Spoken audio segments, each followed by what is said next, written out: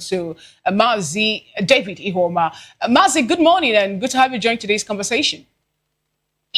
Good morning. It's interesting you're in Abuja. I would like to ask, what is the situation like? Even though maybe I don't know if you're in Gariki Access, we learned that some top leaders of People's Democratic Party, especially the newly appointed national chairman, have decided to go to police to report a possible hijack of the party secretariat by expelled member of the party.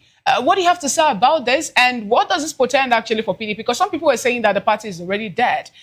Some were saying that no, it's not dead, it's still alive. And, help us actually work around this. Expelled members of the party forcing their way to have a meeting, schedule also the secretariat the same day that, will I say, the legitimate members of the party are to have their BOT meeting. The fact is that PDP has made their mistake in the past, and that mistake has been corrected by the expulsion of Wike and others. Because for me, Wike has been an albatross to the PDP political party. It has been acting against the interests of PDP. So for there to be a formidable opposition within the party, it's essential that Wike and his like should be expelled because they have actively stand firm against PDP progress. He has been a fashion. What I call it, a mountain of Gibraltar that have refused to move to ensure there is a formidable opposition from the party itself.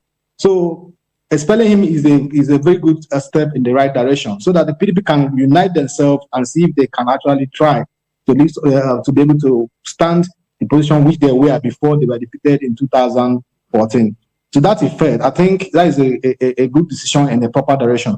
With respect to them going to the police headquarters, to force headquarters to report them, the weekend and others, there's a likelihood, and based on the circular they have posted online about their meeting, there's a likelihood they might want to infiltrate the secretariat or take hold of the secretariat and deprive the current party leaders from accessing the secretariat, because if they have the secretariat to themselves, then they have displaced these new schools that were recently elected. So they will do everything possible to ensure that Wike and his allies will not have access to that secretariat, because if they have access to it, they will hijack it and deprive the other persons from access. All right, and if they have access, Barrister Ihoma, I'd like to stay with you briefly. I want you to help us, relying on your knowledge as a lawyer, between these two factions, which one is the authentic faction of the PDP? We have a convention that two courts stopped and one said go ahead, and the convention held.